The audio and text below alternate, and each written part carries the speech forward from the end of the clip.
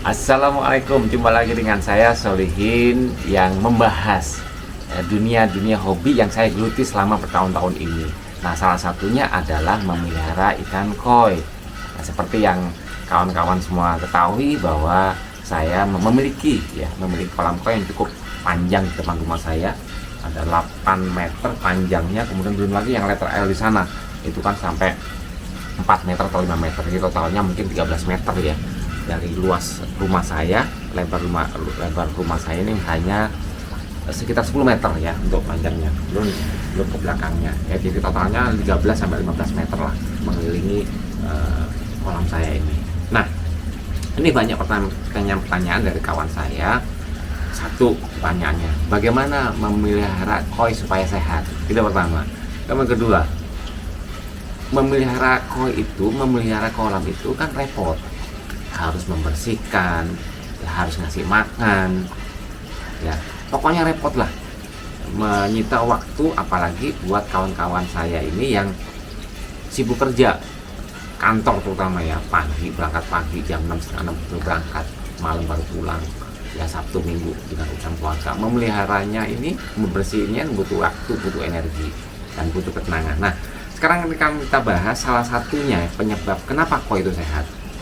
Kenapa kita nggak perlu susah lagi untuk membersihkan kolam? Nah, salah satunya adalah dengan cara menanam tanaman-tanaman yang ada di pinggir kolam. Nah, nanti akan kita bahas tanaman pinggir kolam saya ini yang membantu tadi, dua hal tadi. Satu, masalah sehat. Kedua, masalah kita nggak ribet membersihkannya. Nah, nanti kita akan bahas. Saya mengutip satu berita ya yang dilansir di Pet Helpful, yang dia mengatakan bahwa ada sesuatu yang menenangkan dari air dan ikan yang indah, katanya. Hanya dengan mengamati dan menikmati keindahan ikan koi, kita bisa merasakan kedamaian. Pola yang tergambar di permukaan air karena gerakan ikan, suara percikan dan warna cerahnya, entah bagaimana mampu membuat perasaan itu menjadi tenang.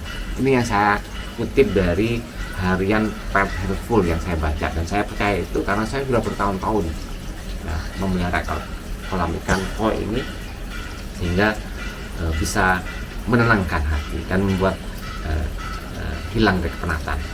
Nah, oke, sekarang kita akan bahas ya 5 fungsi tanaman air pada kolam ikan. Kolam ikan itu dapat memberikan kesan sejuk dengan efek menenangkan pada hunian, termasuk kita nih ya. Namun beberapa orang tidak tertarik untuk menambahkan kolam ikan pada rumahnya karena membutuhkan perawatan khusus, yaitu membersihkan secara rutin. Nah, ini nih akan kita cari jawabannya ya. Kemudian ya, jika kita memiliki kolam ikan di rumah, kamu bisa menambahkan tanaman air di kolam seperti yang ada di belakang saya ini ya. Nah, ini adalah tanaman yang di pinggir kolam saya ini. Ya, ada pandan, ada keladi-keladian. Nah, ini saya akan cari tahu nih, ini keladian jenisnya apa ya, daunnya kecil ya. Tuh, kemudian ada juga Lee Kuan Yew ya. Kemudian ada beberapa tanaman bonsai yang di pinggir-pinggir tidak langsung bersentuhan dengan air. Nah, nanti akan kita ceritakan satu persatu di sini. Tapi yang pasti adalah tanaman pinggir kolam ini bisa berfungsi ganda. Berfungsi untuk membersihkan kolam ya, dan kedua bisa menjadi makanan buat ikan-ikan koi saya ini. Oke ya. Fungsi yang pertama tadi kan ada 5 fungsi ya, 5 fungsi tanaman pinggir kolam itu untuk ikan koi. Pertama adalah sebagai penyaring air alami. Tanaman ini akan menyerap, pertama sebagai penyaring air alami. Tanaman akan menyerap kelebihan nutrisi sebagai nitrat dan fosfat pada air kolam yang dapat membuat air menjadi keruh dan mempercepat tumbuhnya ganggang. Biasanya, kelebihan nutrisi pada air kolam ini berasal dari penumpukan sampah organik dan tanaman ini sebagai pupuk untuk tumbuh. Selain itu, kotoran ikan juga dapat menjadi nitrat yang diserap oleh tanaman air. Tanpa tanaman air, nitrat akan mencemari kolam sehingga kamu perlu sering-sering mengganti airnya. Nah, Ini jelas ya bahwa apa yang dihasilkan dari ikan-ikan koi ini kan kotoran. Nah, kotoran itu ya mengandung racun, dan racun itu ya, dengan adanya tanaman di pinggir kolam seperti yang saya punya ini ya, seperti ini nih. Nah, ini bisa menyerap kotoran-kotoran tadi ya. Itu fungsi pertama. Kemudian kedua adalah menambah kadar oksigen dalam air ya.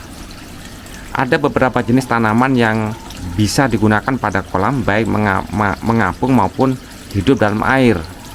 Tanaman ini akan berfotosintesis lalu melepaskan oksigen ke dalam air serta mengikat karbon dioksida dan nutrisi berlebih. Oksigen yang cukup dalam air juga dapat digunakan bakteri untuk memecah limbah dan zat berbahaya dalam air. Nah, ya sekali lagi, fungsi-fungsi tanaman pinggir kolam, tanaman hias yang ada di kolam ikan saya, inilah fungsi tadi, menambah kadar air dalam oksigen ya. Itu lihat ya. Nah, ini adalah fungsinya menambah kadar air. Ini ada pandan. Nah, pandan itu daun-daunnya kemudian akar-akarnya kan masuk ke dalam air. Nah, ini yang menghasilkan oksigen ya, salah satunya. Ditambah lagi dengan ini ya, semacam gelembung udara yang saya hembuskan, kemudian pancuran, itu salah satunya juga. Jadi membantu kadar oksigen, menambah kadar oksigen jatuhnya. Kemudian sebagai tempat lindungnya ikan, tanaman yang mengapung dalam air seperti teratai dapat digunakan sebagai tempat berlindung ikan pada panas matahari, tempat bertelur, dan tempat persembunyian dari predator. Salah satu tanaman yang hidup dalam air ialah lumut tanduk ya. Tanaman ini membantu seperti hutan bawah air yang menyediakan tempat berlindung bagi ikan yang memberikan tambahan oksigen dalam air ya. Jadi jelas tempat berlindungnya ikan. Nah, kalau di kolam saya ini ya, tanaman-tanaman yang banyak ya di hadapan sobat semuanya, kawan-kawan semuanya, ini kan bisa melindungi dari sinar matahari secara langsung ya. Jadi ikan-ikan di sini kolamnya, airnya terutama tingkat suhunya itu bisa terjaga dengan baik ya. Kemudian ya, pada kondisi tertentu karena saya tidak ada tanaman yang mengapung seperti teratai ya, tidak bisa berfungsi sebagai predator ya. Ngapain juga, di sini kan nggak ada ikan lain ya selain ikan koi ya. Jadi ini berfungsi sebagai peneduh ya. Kemudian mengontrol pertumbuhan ganggang atau alga ya. Dengan memberikan tanaman air pada kolam, pertumbuhan alga akan melambat karena alga dan tanaman air sama-sama membutuhkan nutrisi dalam air untuk tumbuh. Saat kolam dipenuhi dengan tumbuhan air, alga akan kehilangan nutrisinya sehingga dapat memperlambat pertumbuhannya ya. Tanaman juga menyerap nitrat yang bisa digunakan alga untuk mekar. Karena kurangnya kandungan nitrat dalam air, alga pun sulit untuk hidup ya. Ini kan alga itu ya semacam yang bisa membahayakan kolam. Nah, kemudian juga di kolam saya ini kan, banyak juga ditumbuhi lumut-lumut nih ya. Lumut-lumutnya sangat sehat nih, lumut-lumutnya. Kenapa saya bilang saya sehat dan sangat bermanfaat buat ikan-ikan yang ada di sini ya. Pertama, kolam saya ini ya tidak terlalu panjang ya, nggak panjang-panjang seperti lumut-lumut pada umumnya ya. Lumutnya tipis-tipis saja tuh ya, seperti ini. Aduh, ini lumut-lumut sampai ke dalam, sampai bawah ya. Ini lihat nih. Dan ini fungsinya sebagai makanan ikan. Kalau saya ngasih makan ikan koi ini ya sehari 2 kali 3 kali lah gitu ya. Kalau lagi kerja itu paling berangkat kerja dan pulang kerja saya kasih makan ya. Pernah sering saya juga nggak ngasih makan koi saya berhari-hari ya, berminggu-minggu pernah juga. Nah, pada saat saya tidak kasih makan, lumut-lumut di pinggir kolam inilah yang jadi makanan mereka nih ya, agak bersih gitu ya. Jadi ini juga salah satu membuat keseimbangan ya, koi itu akan menjadi sehat ya. walaupun pada satu sisi yang berbeda ya, bisa jadi koi saya tidak bisa tumbuh gemuk gitu ya, ideal gitu, tapi ya buat saya itu terus terang aja nggak terlalu penting ya untuk tumbuh apa namanya, badannya sehat, badannya gemuk maksud saya, nggak. Yang penting ikan itu sehat ya. Sehat kan nggak selalu identik dengan gemuk ya, yang penting dia lincah bergerak ya, kemudian aktif. Itu yang terpenting buat saya sebagai penghobi, apalagi saya kan tidak punya waktu yang leluasa untuk seharian memelihara gitu ya, seperti kawan-kawan yang hobi memang serius ya. Koinya ini dikasih makan, di feeding itu tiap 2 jam sekali ya, atau juga ada alat-alat tertentu yang otomatis, itu enggak saya lakukan ya. Ini biasa aja saya, sehingga ya pertumbuhannya ya biasa-biasa aja, nggak terlalu cepat berkembang gitu ya. Walaupun di antara ikan-ikan yang saya punya ini ya ada keturunan yang memang body jumbo, tapi ya karena saya tidak rutin mengasih makannya ya itu pertumbuhannya agak lambat, tapi buat saya nggak jadi masalah ya. Jadi jelas kawan-kawan semuanya satu hobi ya. Jadi fungsi tanaman pinggir kolam saya ini ya, ini semacam tanaman keladi ya, kayak ya tanaman keladi lah ini ya, banyak juga di pinggir-pinggir nih. Satu ini akar dari tanaman ini ya. Dan dia kalau sudah menyentuh air ya, langsung habis nih dimakan sama ikan, sama koi. Ini kan nggak ada kelihatan nih garisnya. Kalau memang nggak ada ikannya ya dia bisa sampai bawah ya nih. Nah ini sampai kelihatan repes semua. Ini aja nggak ada. Kemudian ini juga ada nah ini tanaman Lekuan Yu. Ya, Lekuan Yu ini kalau dia turun ke bawah, sampai ke bawah sini ya, sampai ini turun ke bawah sampai ke kolam ini, nah ini udah habis nih sama ikan juga ya, dimakan ya. Kemudian ini saya juga ada pohon dolar ya, beringin jenisnya dolar. Dia juga ada akarnya nih, ini sering juga masuk ke sini ya, jadi menjulur gitu ya. Itu keladi semua. Ini sepanjang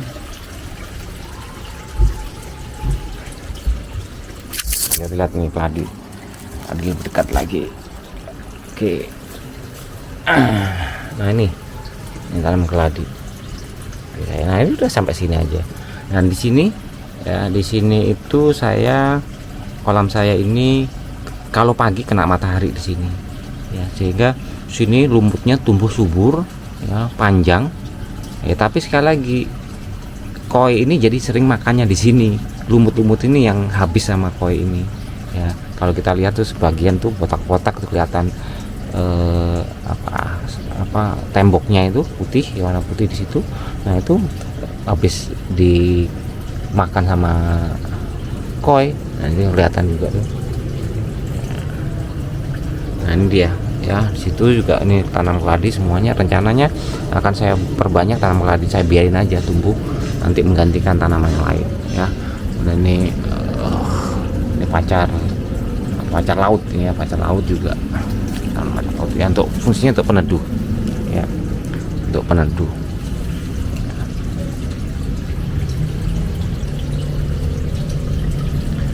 Kemudian kita tengok juga ini tanaman pinggir kolam ikan saya ini ada pandan yang ini ya, yang sangat mencolok ya. Ini pandan.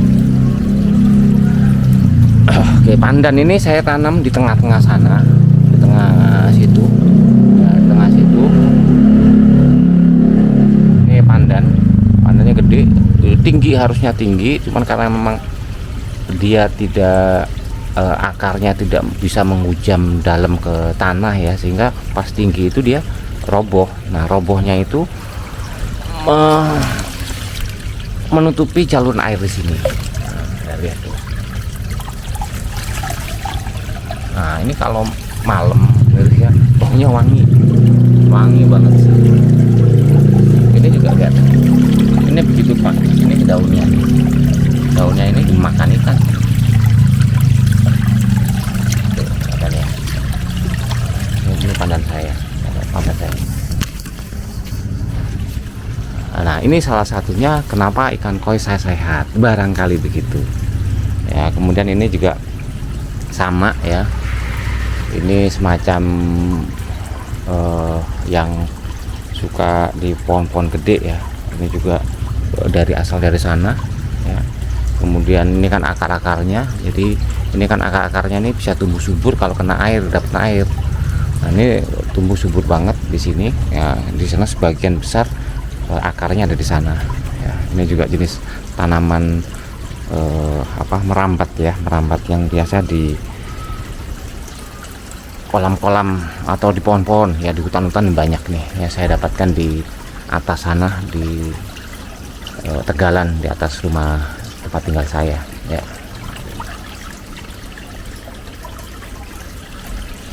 Oke, demikian sharing saya terkait dengan pertanyaan kawan-kawan semuanya, kenapa atau bagaimana supaya sehat melihara koinya.